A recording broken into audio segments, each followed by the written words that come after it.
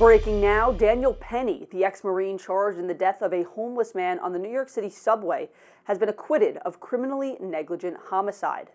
Now, this is the lesser of two charges against Penny. The more serious charge of second-degree manslaughter was dismissed on Friday after the jury could not reach a verdict and asked the judge to move on. Penny was charged in the May 2023 death of Jordan Neely, a homeless man who witnesses say boarded a subway car and was acting erratically. Penny then pinned Neely to the subway floor in a chokehold for roughly 6 minutes. Neely later died, though experts for both sides offer differing opinions on what the role the chokehold played in his death. Following the verdict, Neely's family and supporters spoke outside the courtroom. But they don't do the same to us. It's two justice systems. You know that. And we have to stop this. And the only way that we can stop it is to stand together. It was foolish of us to think that a black man would get justice in the system designed to keep him oppressed. Them and America. Jordan Neely's father sued Daniel Penny last Wednesday, alleging negligence, assault, and battery led to his son's death. Shifting gears now to our top political stories, President-elect Donald Trump appeared on Meet the Press on Sunday. It was his first major network interview since winning the presidential election. Meet the Press moderator Kristen Welker pressed Trump on a wide-ranging list of topics, including his plan for immigration crackdowns, retribution, and what we can expect from his presidency on day one. You promised to end birthright citizenship on day one. Is that still your plan? Yeah, absolutely. Can you guarantee American families won't pay more? I can't guarantee anything. I can't guarantee tomorrow. Promise to pardon those who attacked the Capitol on January 6th. Are you still vowing to follow through with that promise? We're looking at it right now, most likely, yeah. Trump also expressed support for several of his controversial nominees, as Defense Secretary Pete Hegseth and Director of National Intelligence nominee Tulsi Gabbard descend on Capitol Hill this week. Joining me now is the Hill's national political reporter, Julia Manchester, to break this all down. Julia, thanks for joining us. Hey, Michael. That was a fascinating Meet the Press interview yesterday, wide-ranging. Kristen Welker hit a lot of different topics. Give us the key takeaways. Look, I think the key takeaways have to do with this idea of political retribution and what that looks like under an incoming Trump administration. He was asked whether a lot of his appointees or nominees, whether it's Kash Patel at the FBI, Pam Bondi at the Justice Department as Attorney General, would go after his political opponents. He says he wouldn't direct them to go after his political opponents, but we do know that this is something particularly Kash Patel has talked about. We also heard him address this idea that he would pardon the January 6th rioters, or those who were present at the Capitol on January 6th. That's no surprise. Obviously, it's a big news story. This is something we've been seeing, particularly Republicans in the MAGA wing of Trump's part of the Republican Party talk about, Trump himself talk about this. So that's no surprise. And finally, she was asked directly by Kristen Welker, what does political retribution look like? Right. And he said, it looks like success. So whether we see success in the economy, foreign policy, etc., that's what Donald Trump says will be revenge or retribution. But can I break in here? Because that is true. He did say that revenge would look like success over the next 4 years. But he did say that members of the January 6th Select Committee that investigated the Capitol riot for months should go to jail. Right. So tell me how to square those two things. And also, if you can touch on Liz Cheney's response, obviously no longer a member of Congress, but still a pretty prominent figure on the political stage. Yeah, so two very different messages, as you say, saying, well, the best revenge is being successful, but then saying he wants to prosecute those who investigated the January 6th attack on the Capitol. Look, Liz Cheney very much saying that Donald Trump is the criminal here, saying that he incited this mob at the Capitol, that he is responsible for that. Adam Kinzinger, a former congressman, sort of brushing this off, saying it won't happen. Whether it happens or not, I think has to do with the makeup of the Justice Department, who's leading it, who those key players are.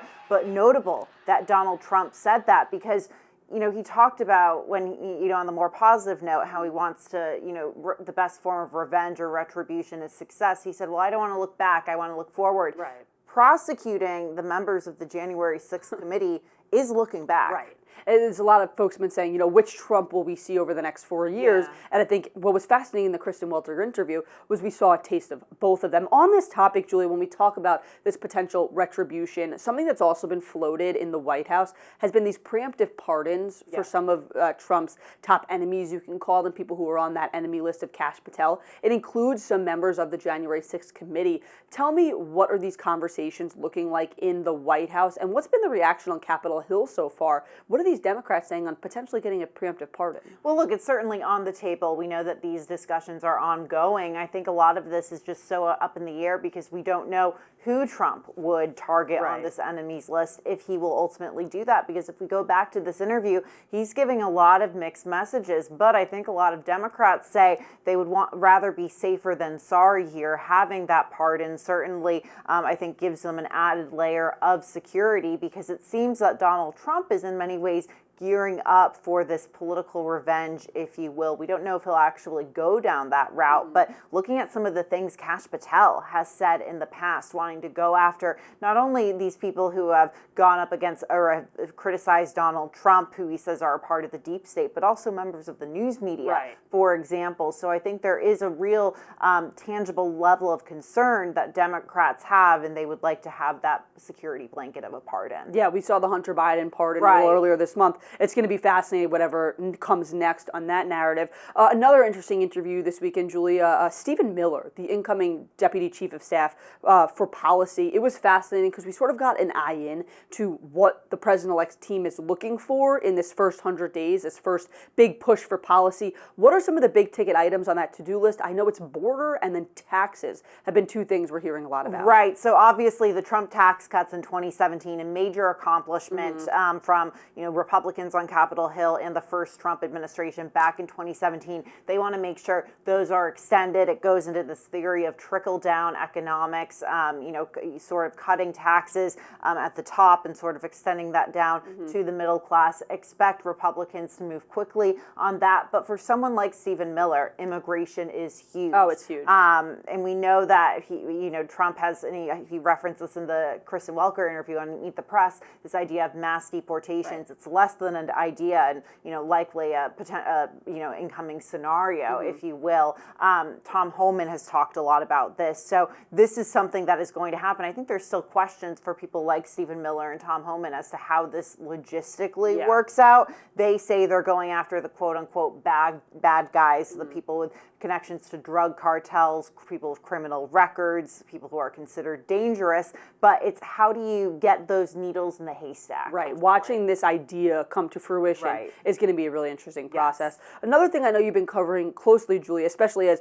you are a Florida woman yourself, Lara Trump stepped down as the co-chair of the Republican National Committee recently. She's been watched as somebody who could potentially be appointed for that Marco Rubio seat. Of course, he's departing the Senate to become Trump's next Secretary of State. Is this a sign that she could actually potentially be in the running and a real potential pick for that coveted seat? We know that she is under consideration along with a number of other Florida officials. Ron DeSantis' own chief of staff, for example. You have Lieutenant Governor, the Attorney General, who have been floated. A number of people floated for this top spot. Now, this is where it gets a little tricky with Florida politics now that Florida, in many ways, is the center of the Republican political universe. You have heard Ron DeSantis' name floated for defense secretary in the case that Pete Hegseth's nomination falls through. Pete Hegseth and Donald Trump, as of right now, both standing very firm that Pete Hegseth will get nominated. Something we're going to get to in a few minutes. Yes. Still, it is very notable that you hear Donald Trump calling up Ron DeSantis and asking him about this, and we're hearing that DeSantis is seriously considering this if it comes to that scenario. It's also notable that, DeSantis and Trump, we don't know if they're going together. They will both be at an Army-Navy football game this weekend. What a coincidence. We'll see if there's any chatter there. But, I'm going to bring this back to the Lara Trump piece of this. If there is a scenario in which Donald Trump appoints or nominates Ron DeSantis to be his defense secretary, there's some who would say, well, it would make sense for Ron DeSantis to turn around and say, okay, Lara Trump, gets Marco Rubio's seat. We don't know if that will happen. That's just a hypothetical scenario. But it also, with Lara Trump in the Senate, it gives Donald Trump eyes and ears in the Senate. Michael, as you know, we are seeing with this confirmation process for a number of these nominees, it hasn't been as easy, I think, as President Trump and his transition. No rubber stamps. Exactly.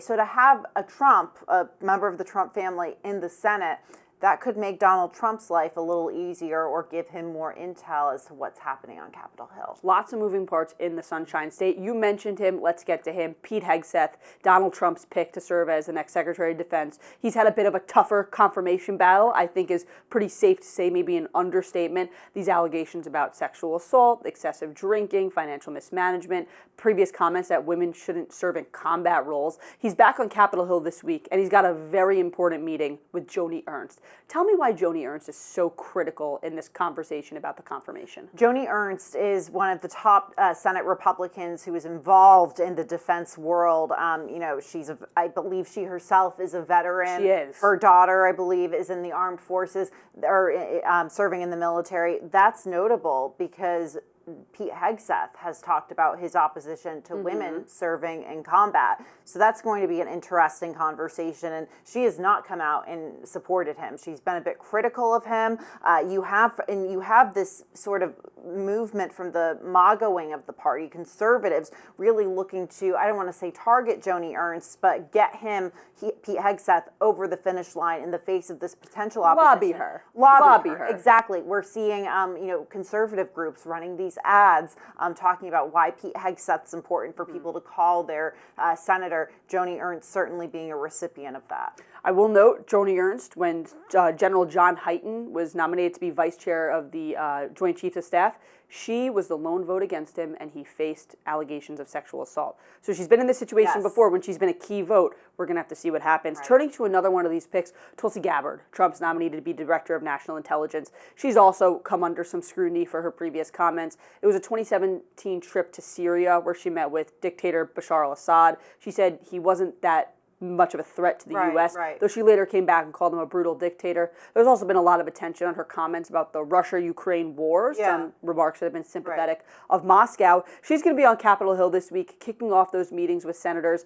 Talk about how this is aligning with the fall of the Assad regime in Syria. That's been one of the things she's come under scrutiny for. Do we think that the situation unfolding in the Middle East is going to play a key role in her confirmation battle here in the U.S.? No question she'll face questions about that. The timing of all of this is remarkable because a week ago, 2 weeks ago, we weren't even talking about the possibility of Bashar al-Assad leaving. And it's not only that the Syrian regime under him has crumbled, he has fled and claimed political asylum in Moscow, in Russia. So look, she's going to be questioned on what she said about Bashar al-Assad, as well as her relationship with, Russian officials, her past relationships with, or her past comments about Russia. Democrats have said she is someone who is compromised. They have accused her of being compromised. A former Democratic congresswoman. Exactly, a former Democratic congresswoman. So she's going to get a lot of pushback. And I would imagine, particularly in the shadow of the Assad regime falling, a lot of Republicans, defense hawks, foreign policy hawks in the Senate are going to question her on that. Remember, I think in the Senate, even though there are certainly many conservative Republicans, when it comes to foreign policy, you have more Republicans in the Senate who are, much more hawkish on Russia and much more, agreeable to Ukraine. She's going to face a lot of those questions, I would think, from some of those same Republicans. Another fascinating week in the United States Congress. Julia Manchester, thanks so much for joining us. Michael. President Biden has just 42 days left in office, but for some frustrated Democrats, it feels like he's shrinking from the public in the wake of that electoral loss and ceding presidential influence to Donald Trump. News Nation's Kelly Meyer has the latest. Well, a White House spokesperson telling me that President Biden is focused on making every day of this term count. It seems that President Biden is focused a lot on his legacy lately, with events this week both at the White House and here in Washington focused on his approach to the economy, as well as what the White House says he delivered on while in office. But President Biden was notably absent from the events in France this weekend, where President-elect Trump shook hands with world leaders on the world stage, from French President Emmanuel Macron Macron to Prince William to Ukraine's president, and First Lady Jill Biden was in attendance, but President Biden stayed stateside. He instead held an event on Friday to honor American veterans on the eve of the 83rd anniversary of Pearl Harbor and readied for last night's Kennedy Center honors. Biden did give remarks on Sunday on the latest developments in Syria and did take a question from reporters, but notably has yet to hold a post-election press conference as Presidents Barack Obama and George W. Bush did. Biden instead has held a Rose Garden press conference following President-elect Trump's win and also met with Trump at the White House. He also met with Israeli President Isaac Herzog as he tries to bring the war in Gaza to an end and American hostages home. He's also held events at the White House like a dinner thanking longtime supporters and, of course, the annual turkey pardon. There's also no press briefing scheduled for here at the White House, another thing that has been slowly fading away as Biden's days in office fade out. News Nation's Kelly Meyer, thank you. A new Gallup poll shows that 62% of U.S. adults say the federal government has a responsibility to ensure that all Americans have health coverage. That's the highest percentage in more than a decade. The poll, however, shows that Americans are split on whether insurance companies should be run by the government or by private insurance companies. 49% say private insurance companies, while 46% say a government-operated system. Meanwhile, the poll shows a near-high approval rating for the Affordable Care Act, of course, also known as Obamacare. 54% of respondents say they approve of that legislation. We'll be right back with more of your Daily Debrief.